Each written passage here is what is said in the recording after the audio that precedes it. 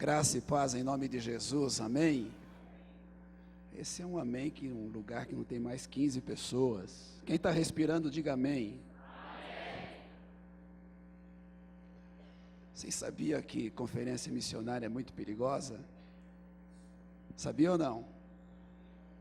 Então diga para a pessoa que está do teu lado, você está correndo um grande risco.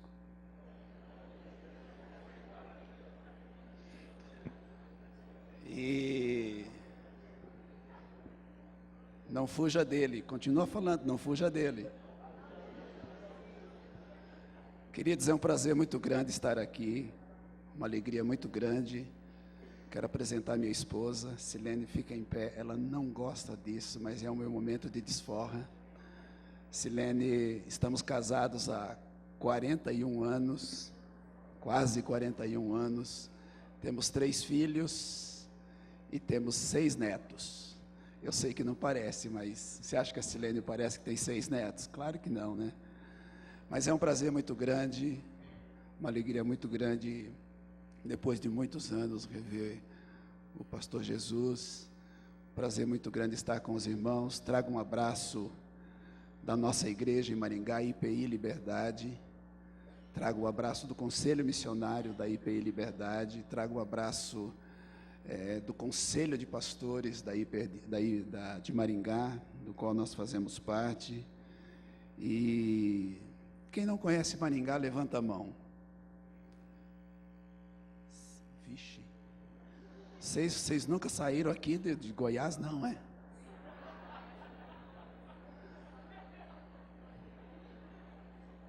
Vocês não sabem o que estão perdendo. Estão todos convidados para ir a Maringá. Ou de cada vez eu vou receber. Vai levar uns 400 anos, pastor, pelo número de pessoas que... Mas é um prazer muito grande estar aqui. Eu sou pastor da Igreja Presbiteriana Independente do Brasil e hoje estou na IPI Liberdade, uma igreja que nós plantamos há alguns anos atrás, uma igreja que tem 17 anos de organização e está na sua 15ª conferência missionária. Estou muito feliz pelo fato da igreja aqui estar na sua 16ª conferência. E outro dia, pastor Jesus, eu fui pregar numa igreja que ela tinha 50 anos de existência, de organização. Ia fazer a sua primeira conferência missionária. Mas ainda há tempo para tudo, né?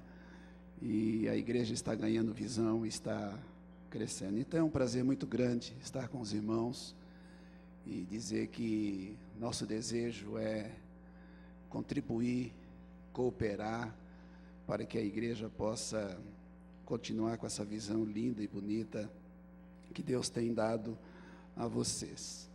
Eu queria convidar os irmãos para abrirem as suas Bíblias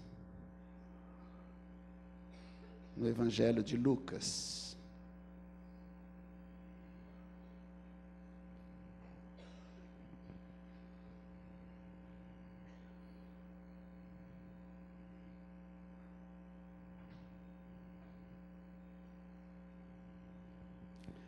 Evangelho de Lucas, capítulo 16.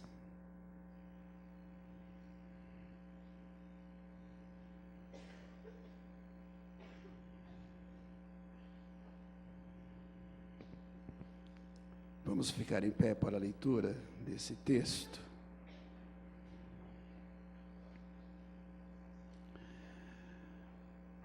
Lucas 16, verso de número 19.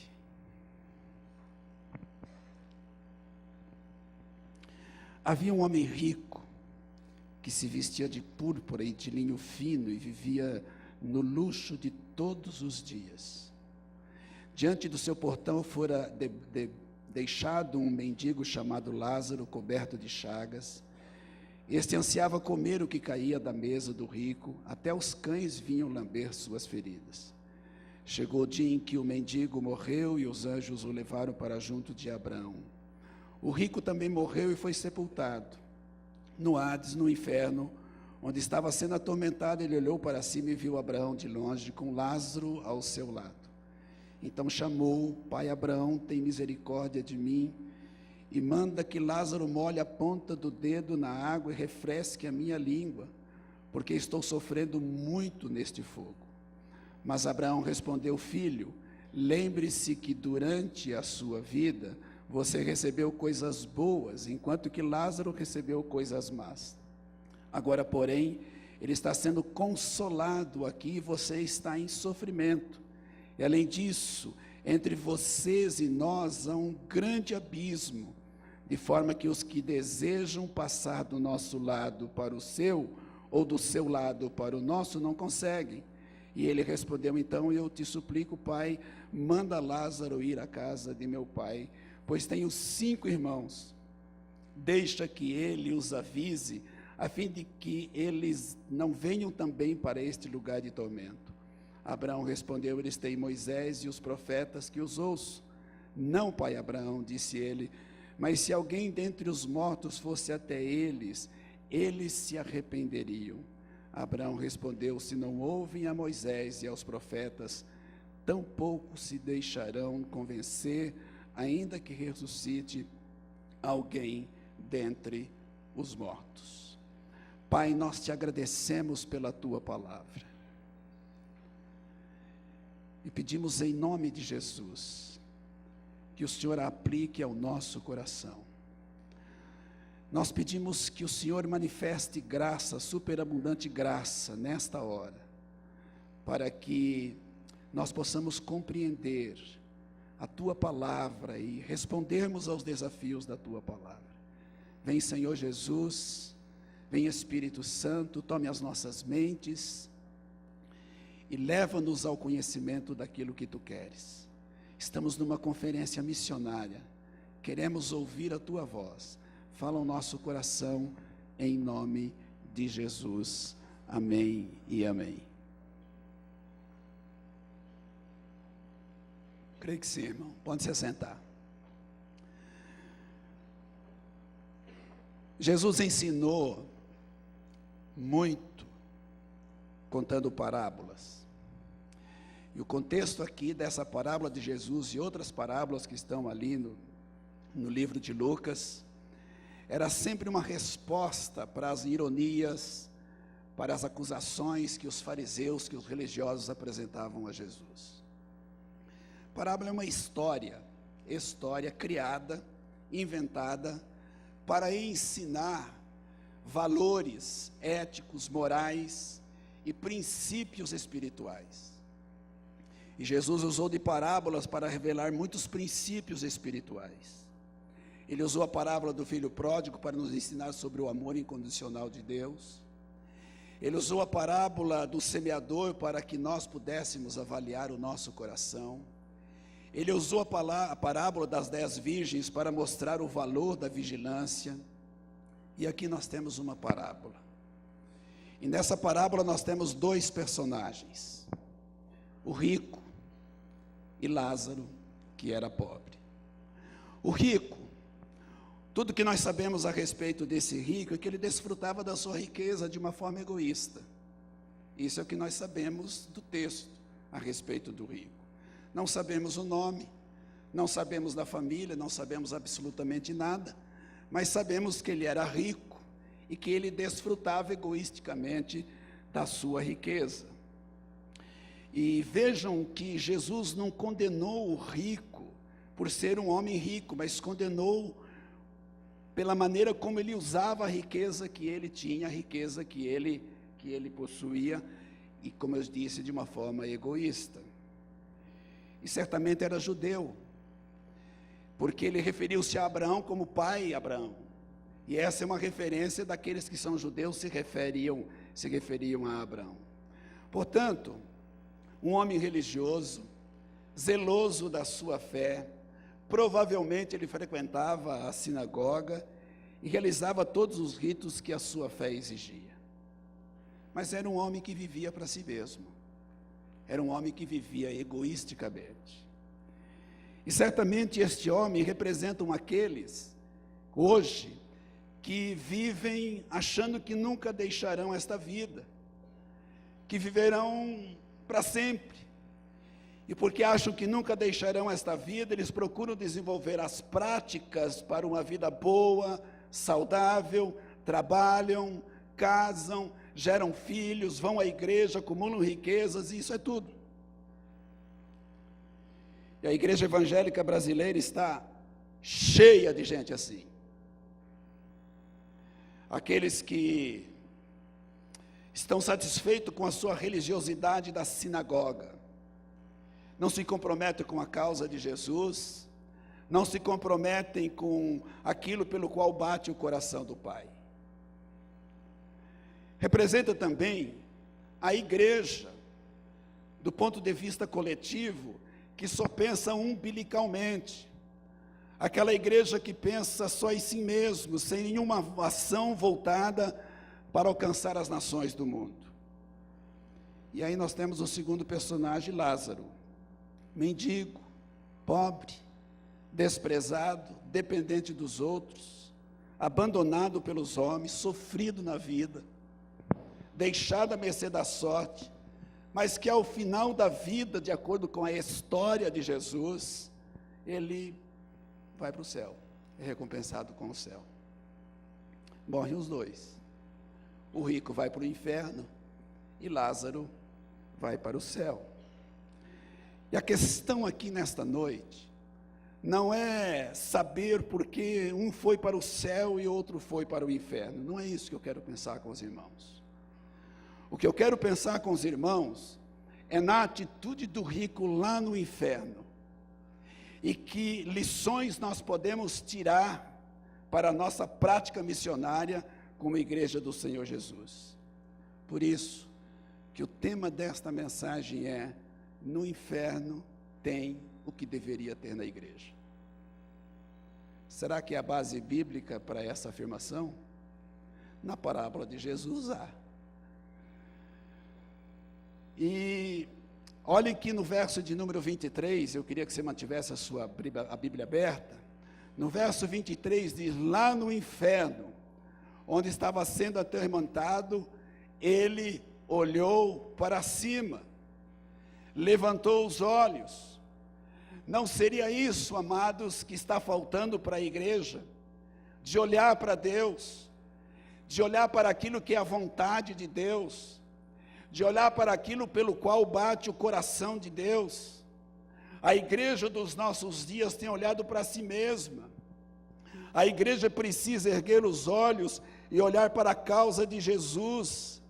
E a causa de Jesus é que todos cheguem ao conhecimento da verdade. A igreja precisa erguer os olhos e ver o mundo em agonia. A igreja precisa erguer os olhos e ver os caídos, os solitários, os cativos, os angustiados. Porque são esses que Deus vê. São os que estão cativos do inimigo, cativos na sua própria vida. A igreja precisa erguer os olhos e ver um mundo que está em agonia, erguer os olhos e ver os campos que estão brancos para a ceifa, erguer os olhos e ir ao encontro dos filhos de Deus, daqueles que Jesus disse que ainda não fazem parte do seu aprisco, mas que convém buscá-los. A igreja precisa levantar os olhos e olhar para aqueles que estão perambulando pelas ruas, aqueles que estão vivendo nas coberturas desta cidade. A igreja precisa erguer os olhos e olhar para este mundo que caminha a passos largos para o inferno. A igreja precisa erguer os olhos, e como nós cantamos aqui, como é que eles poderão conhecer a Jesus, se ninguém lhes pregar o Evangelho? Amados, nós adquirimos a prática de orar de olhos fechados, mas me parece hoje que a igreja não apenas está orando de olhos fechados, mas a igreja está caminhando de olhos fechados. A igreja anda de olhos fechados. Quando a igreja não vê aqueles que são chamados pelo Senhor e que estão separados deste amor, as pessoas sem Jesus, as nações, os povos, as tribos, 1,8 bilhões de pessoas sem ouvir Jesus. O novo penteado do Neymar, o mundo todo já viu. Você já viu o novo penteado do Neymar? Quem viu? Levanta a mão. Mas Jesus deu a sua vida há quase 2.000 anos atrás. E 1,8 bilhões de pessoas não podem pronunciar o nome de Jesus. Como é que os 100 povos indígenas ouvirão se a igreja não erguer os olhos? Como as quase 1.000 comunidades quilombolas do Brasil vão ouvir se a igreja não erguer os olhos? Como que os ribeirinhos, 17.000 comunidades ribeirinhas, sem a presença de Jesus, vão ouvir se a igreja não erguer os olhos? A igreja tem estado fechada dentro de si mesma, numa visão umbilical, localizada, e por isso a igreja não cresce. Eu estou falando da igreja evangélica brasileira. Quando nós tomamos conhecimento que 95% de todo o recurso da igreja ela gasta com ela mesma, nesta visão umbilical. Quando nós tomamos conhecimento que a contribuição, a média de contribuição por cada crente no Brasil é de R$1,30 por ano.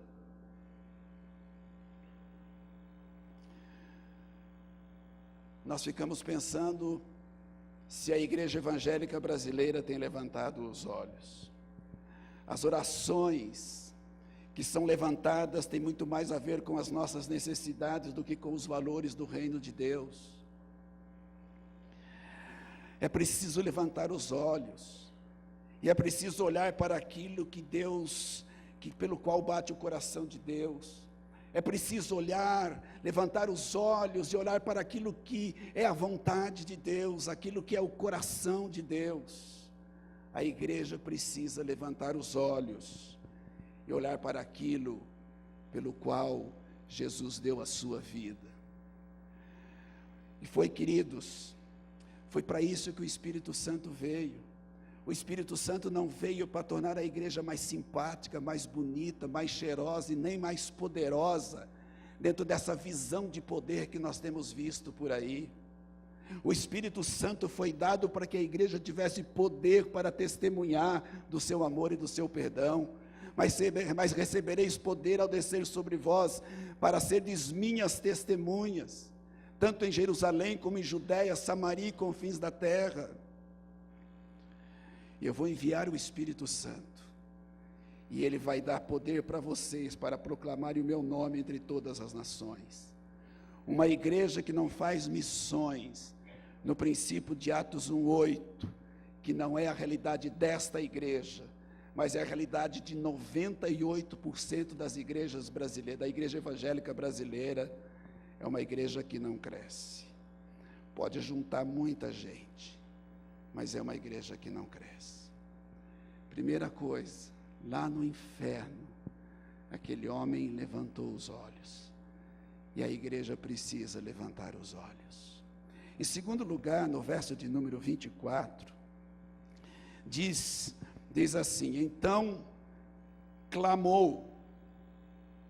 Tem clamor no inferno. A igreja precisa clamar, a igreja precisa buscar a Deus, mas a igreja não pode buscar a Deus e clamar egoisticamente. Pedis e não recebeis, porque pedis mal, para esbanjardes nos vossos deleites e nos vossos prazeres. A vida de oração precisa ser recuperada na vida da igreja. Se queremos ir longe, nós precisamos andar de joelhos. Há um clamor no coração de Deus pelos perdidos. Isaías ouviu isso. Depois de ter a experiência de ver a Deus, depois de ter a experiência de ver-se a si mesmo, ele teve a experiência de ouvir o clamor do coração de Deus. E o clamor do coração de Deus foi esse: quem há de ir por nós? Nós temos visto muitas mudanças no mundo, temos acompanhado as mudanças no mundo, e eu sei, irmãos, que essas mudanças que nós temos visto no mundo, ela é fruto da oração de muitos da igreja. As transformações que nós temos visto no mundo é fruto da intercessão de um grupo. O muro de Berlim não foi meramente a queda do muro de Berlim, não foi meramente um ato político. Foi a intercessão de muitas ao redor do mundo para que o comunismo acabasse no leste europeu. A queda do comunismo ali não foi mérito de estratégias diplomáticas, mas foi sim resultado de um clamor diante do coração de Deus. As mudanças que estão acontecendo em Cuba hoje não é fruto apenas de uma ação diplomática, é fruto da oração da igreja cubana e fruto da oração da igreja de Jesus, que clamou pelas nações que perseguiam o evangelho. E isso eu ouvi de um cubano domingo passado. Ele disse: a minha nação está tendo mudanças, porque a igreja cubana dobrou os joelhos e buscou o coração de Deus, e eu sei que a igreja do Ocidente também buscou o coração de Deus para que muitas coisas fossem transformadas. Muitas das nações da janela 10x40 foram alcançadas porque houve muita intercessão. Alguns anos atrás nós ouvíamos dizer que havia 16 mil povos serem alcançados, 62 nações só na janela 10x40. Hoje nós temos um grupo de nações muito reduzido e muitos povos foram alcançados, porque muitos saíram da sua zona de conforto e foram de joelhos buscar o coração de Deus, saíram das suas nações, saíram das suas cidades e foram até lá, andando pelas ruas e intercedendo para que Deus agisse. E por isso nós temos uma mudança hoje.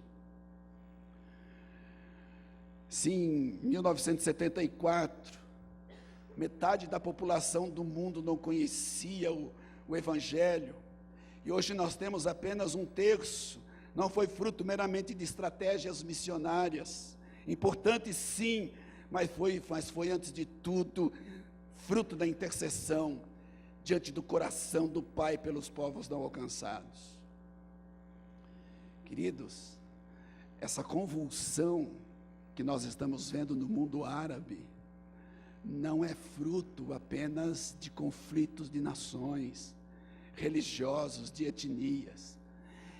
Essas convulsões que nós estamos vendo no mundo árabe é fruto da intercessão do povo de Deus, é fruto da oração, porque eu não me lembro de ter estado em nenhuma conferência missionária em que não se orou pelos povos não alcançados, em que não se orou pelo mundo muçulmano, em que não se orou pelo mundo árabe. Se as portas estão se abrindo em muitos lugares do mundo muçulmano, é fruto de oração. Há mais de 1 milhão de crentes no Irã. Há poucos anos, uns 2, 3 anos atrás, eu e Silene estivemos no Egito, num encontro entre pastores brasileiros e pastores árabes. E ali num acampamento no meio do deserto, nós ouvimos vários testemunhos de pessoas dizendo, e eles chegavam assim, muito escondidos, e eles davam testemunho e já saíam, e eles disseram: Jesus apareceu para mim. Jesus apareceu para mim em sonho e disse: você precisa ler o meu livro. Um grupo de médicos da igreja Carlos Dobara saiu para fazer um trabalho social numa região. E quando eles chegaram lá, tinha uma fila de mulheres, todas elas vestidas daquele jeito no mundo muçulmano. E os médicos se ajeitaram, se aprontaram, e entrou a primeira mulher e disse, ele perguntou: o que a senhora tem? Ela disse: eu não tenho nada. Então o que a senhora precisa? Eu quero uma Bíblia. Mas por que a senhora quer uma Bíblia? Eu quero uma Bíblia porque Jesus apareceu para mim e mandou ler o livro dele. Eu não posso ir no mercado, não posso ir na livraria, eu não posso ir em lugar nenhum buscar uma Bíblia, mas aqui eu vim ao médico e eu sei que vocês têm uma Bíblia.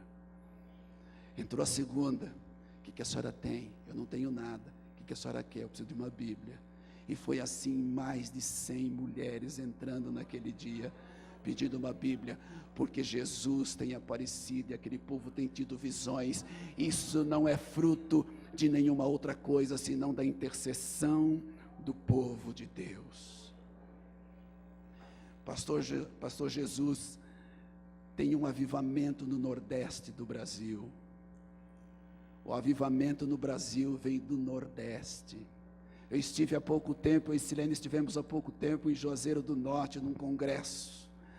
Há um negócio novo ali no Nordeste do Brasil. E nós cremos que Deus vai trazer o avivamento que nós temos buscado. Por quê? Porque há muita oração, sim. Há muita intercessão, sim. Há muito clamor, sim. Mas nós precisamos clamar muito mais. Nós precisamos que a oração que nós fazemos aqui vai chegar diante do trono de Deus, e de lá o sopro de Deus irá para onde estamos enviando a nossa oração. Há pouco tempo eu estava numa conferência missionária, uma irmã africana de Moçambique, ela chegou e ela, quando pegou o microfone, disse assim: eu sou fruto da oração de vocês. Eu não tinha nem nascido e vocês já oravam pelo meu continente. Eu não tinha nem nascido e vocês já oravam pelo meu país. Eu sou fruto da oração de vocês. A igreja tem orado, sim, mas nós podemos fazer mais, nós podemos clamar mais, nós podemos ir mais diante do coração de Deus e dizer: Senhor, tem misericórdia.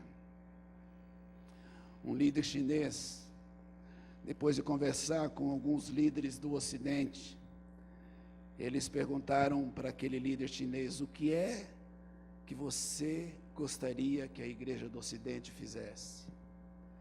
E aquela pergunta, nós fazemos uma pergunta, você espera que ele diga que vai pedir isso, pedir aquilo, escola, hospital, e diz: peça para a igreja do Ocidente, para não deixar de orar, para que eu não esmoreça da minha fé. Ele só quer isso, que alguém cubra a vida dele, para que ele não esmoreça na sua fé. Então, lá no inferno, aquele homem levantou os olhos. A igreja precisa levantar os olhos e ver o que é a vontade de Deus. Lá no inferno há clamor. Aquele homem clamou. Há tanta gente carecendo do Evangelho, carecendo do nosso abraço, carecendo do nosso estender de mão.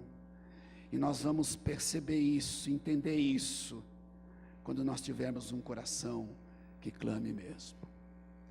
Em terceiro lugar,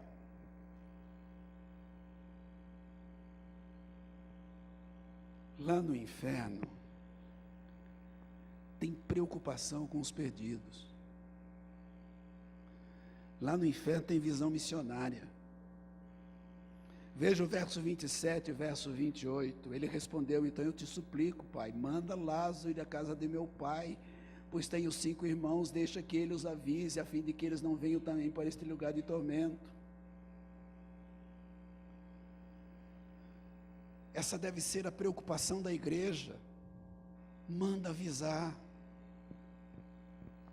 Jesus disse: ide por todo o mundo e pregai o evangelho a toda criatura.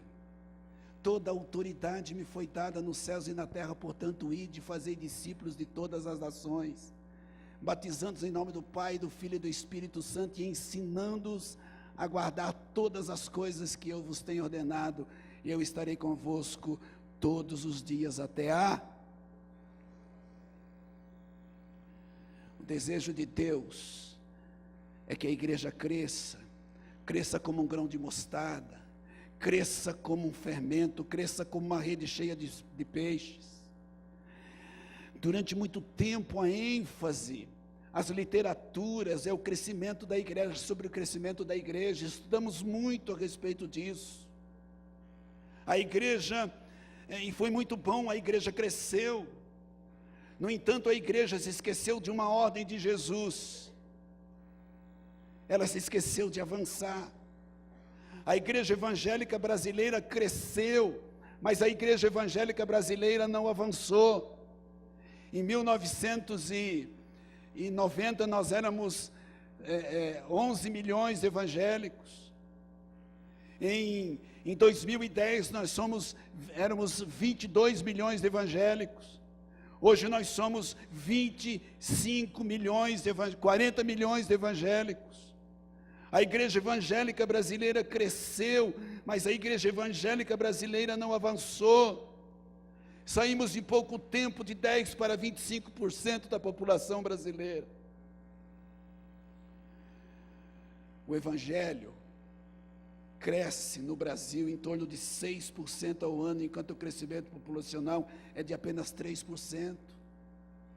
As estatísticas dizem que, se nós continuarmos crescendo na mesma proporção, em 2022 seremos 50 milhões, metade do Brasil será tida como evangélica. Aleluia! Maravilhoso! Mas o avanço da igreja não está na mesma proporção do seu crescimento. No Brasil, nós temos mais ou menos 300 mil igrejas, e aqui agora eu não estou medindo o jeito da igreja. 300 mil igrejas. E nós temos apenas 3 mil missionários transculturais. Há pouco tempo atrás, há 10 anos atrás, nós tínhamos 4 mil missionários transculturais. Esse número de missionários transculturais que estão trabalhando entre os povos não alcançados, ele tem diminuído a cada dia. Os nossos seminários, as missões que recrutam missionários para treiná-los e enviá-los, estão praticamente vazios. Porque a igreja evangélica brasileira, ela cresceu, mas a igreja evangélica brasileira, ela não avançou. E queridos, uma das razões pelas quais a igreja evangélica brasileira não avançou, nos últimos anos, é porque ela ficou preocupada com o seu modelo e esqueceu a sua natureza. A liderança da igreja brasileira ficou preocupada com o modelo, que é importante sim, mas em detrimento da natureza, e a natureza da igreja é ser missionária, a natureza da igreja é pregar o evangelho, a natureza da igreja é levar o evangelho a todas as raças, tribos, línguas e nações. Manda avisar os das minha casa, clamou o rico no inferno, manda avisar as coberturas desta cidade, manda avisar os condomínios fechados desta cidade, manda avisar as favelas, as ruelas, manda avisar os prostitutas, os drogados, os corruptos, os corruptores, manda avisar que se eles não tiverem uma experiência com Jesus, se eles não entregarem a vida para Jesus, eles vão para o inferno. Manda avisar os povos, as raças, as línguas, as tribos, as nações, que Jesus é o Rei dos reis, o Senhor dos senhores, e que o seu governo, quer queiram, quer não, será estabelecido na face da terra. Aquele rico lá no inferno, ele levantou os olhos. Aquele rico lá no inferno, ele clamou. Aquele rico lá no inferno teve uma preocupação com aqueles que estavam perdidos. Mas há uma coisa que não tem no inferno e que tem na igreja: tempo. Tempo. No inferno não tem mais tempo, mas aqui tem tempo. Eu tenho tempo, você tem tempo. O que é que nós vamos fazer com o tempo que nós temos? O que é que nós vamos fazer com a vida que Deus está nos dando? O que nós estamos fazendo com cada minuto da nossa vida? O que é que você está fazendo com a sua vida? Nós temos tempo que estamos fazendo. Deus te criou por um propósito, e o propósito é glorificá-lo, e você glorifica Jesus quando você leva pessoas aos pés de Jesus, quando você leva as pessoas ao conhecimento da graça de Jesus. Você tem tempo, eu tenho tempo. Deus nos criou para um propósito, e o propósito é de sermos instrumento para a sua glória e para o seu louvor. Meu irmão, não vai acontecer, tá bom? Não vai. Espero que não aconteça. Tomara que não aconteça. Mas se você morresse hoje à noite e chegasse a notícia lá no lugar onde você trabalha, quais seriam as expressões? O que é que as pessoas diriam ao saber que você morreu? Perdemos o nosso melhor zagueiro. Perdemos o nosso melhor contador de anedotas. Ou será que eles diriam assim: e agora? Quando eu estiver angustiado, quem vai orar por mim? E agora, quando a confusão aqui for estabelecida, quem é que vai colocar ordem? E agora, quando as coisas não estiverem do jeito que a gente gostaria, quem é que vai nos dar a direção? E agora, quem é que vai produzir, trazer a palavra de paz, de esperança aqui para nós? Se você morresse hoje, e chegasse a notícia para você, lá no seu local de trabalho, que você morreu, o que diriam a respeito de você? Você está vivo. Você está vivo. Diga para a pessoa que está do teu lado: você está vivo. É tempo de anunciar, é tempo de falar, é tempo de proclamar, é tempo de revelar, é tempo de dizer para pessoas que estão do teu lado que elas precisam de Jesus. Manda avisar o teu vizinho, manda avisar o teu colega de trabalho, manda avisar o teu colega de escola, manda avisar a tua rua, manda avisar o teu bairro, manda avisar a tua cidade, que se eles não se converterem, eles irão para o inferno. E você pode fazer isso, porque você tem tempo, e porque nós temos tempo. Eu quero concluir essa palavra com um vídeo, e ao você assistir este vídeo, talvez alguns de vocês já tenham visto, isso possa aquecer o teu coração, e você ser um homem ou mulher que se volte para cumprir o chamado de Jesus. Você não nasceu e você não foi salvo só para ir para o céu. Diga para a pessoa que está ao lado: você não foi salvo só para ir para o céu.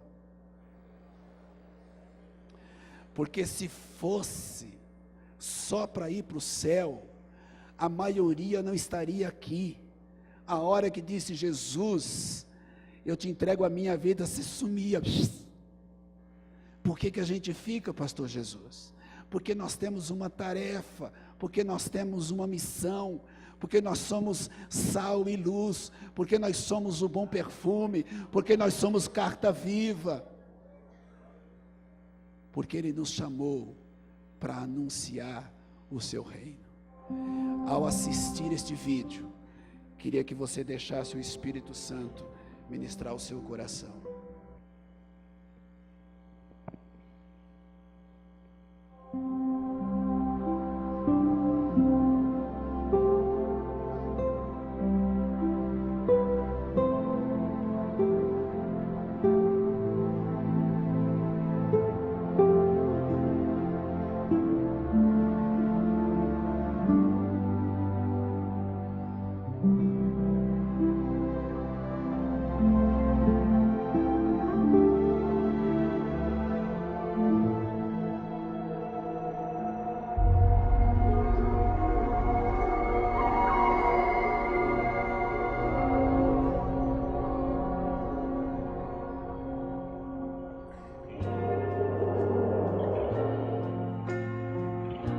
E aos domingos é a rádio e eu começo com a meditação. Tem o tempinho das crianças, onde eu conto historinhas infantis. Depois vem os brindes e assim é o programa de todos os domingos. Segunda-feira de manhã eu estudo e à tarde a gente faz bastante trabalho missionário. Terça-feira eu visito o asilo e lá a gente canta, a gente ora, a gente brinca. Tem algumas pessoas até que são sozinhas, assim, sabe, que se abrem bastante com a gente. Quarta-feira a gente se reúne na minha casa para fazer a cooperativa. A gente faz telha, decopagem, a gente faz biscuit, vidros, a gente faz porta-retrato de EVA, a gente faz imãs de geladeira, várias coisas de artesanato, porque as famílias que trabalham na cooperativa são famílias bem carentes.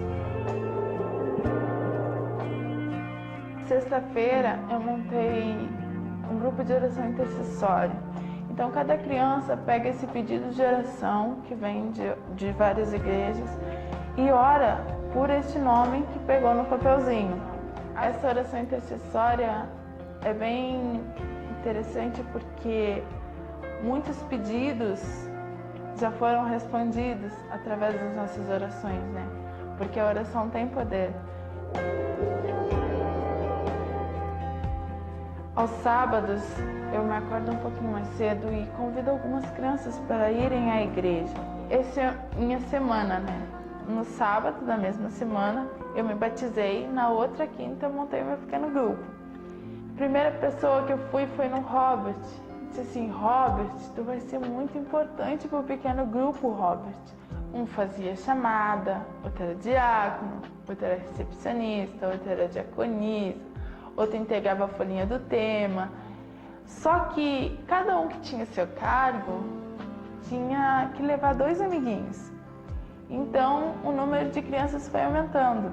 De 10 foi para 20, 25 e hoje se encontram as 45 crianças. O interessante é que através do meu pequeno grupo deu para fazer todos esses trabalhos missionários. Eu sou uma criança normal, porque eu estudo, eu brinco quando dá tempo, curto os meus pais, curto as minhas irmãs. Jesus nos dá 24 horas. Se tirarmos 1 hora para fazer um trabalho missionário, entregar um folheto, entregar um curso bíblico, porque Jesus está voltando, Ele está mostrando sinais, profecias, isso tudo já está se cumprindo. Se não fazermos a nossa parte agora, se quiser fazer amanhã, talvez não dê tempo.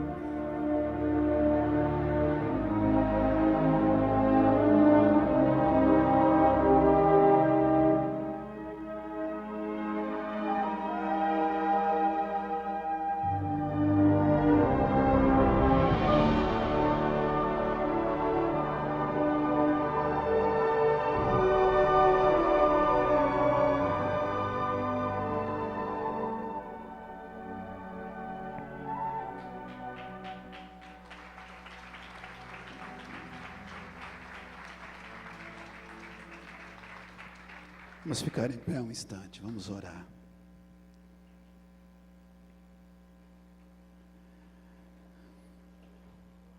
Pai, nós queremos clamar diante do Teu coração agora por misericórdia. Queremos clamar, Senhor, que a Tua graça, de uma forma nova, um batismo novo sobre as nossas vidas, Pai. Nós não queremos continuar os mesmos. Nós não queremos continuar, Pai, nessa mesmice. de virmos à igreja, voltarmos para casa, voltarmos para a igreja. Nós não queremos mais isso, Senhor. Nós queremos que o Senhor venha ao nosso encontro e nos dê a ousadia e intrepidez do Teu Espírito para sermos testemunhas vivas do Teu Evangelho, aqui nesta cidade, onde o Senhor tem nos colocado, e através da nossa oração, da nossa contribuição financeira, irmos às nações. O Senhor nos chama, Deus, para irmos.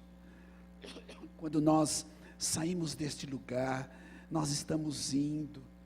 Precisamos, ó Deus, abençoar as pessoas que passam perto da gente. Aquele homem que abastece o tanque do nosso carro e que às vezes nós não sabemos nem o nome. Aquele garçom que nos atende com tanta gentileza e que nós nem sabemos o nome, nem lhe perguntamos o nome. Os nossos vizinhos. Enfim, Pai, transforma a nossa vida, que nós sejamos testemunhas vivas do Teu Evangelho, onde o Senhor tem nos colocado, onde o Senhor tem nos plantado, e através da nossa oração, do nosso clamor, nós possamos ver nações se dobrando diante do Senhor, nações se rendendo diante da Tua graça. Pai, nós queremos Te agradecer, porque há tempo, temos tempo, o Senhor está nos dando tempo. Não permita, Pai, que nós desperdicemos esse tempo com as coisas supérfluas, mas que nós abracemos a causa de Jesus e levemos o Evangelho a todos os lugares. Obrigado, Deus, por esta noite, obrigado pela vida da igreja, pelo modelo que essa igreja tem sido de missões nesta cidade e no Brasil. Nós Te agradecemos e Te louvamos e Te adoramos em nome de Jesus. Amém e amém.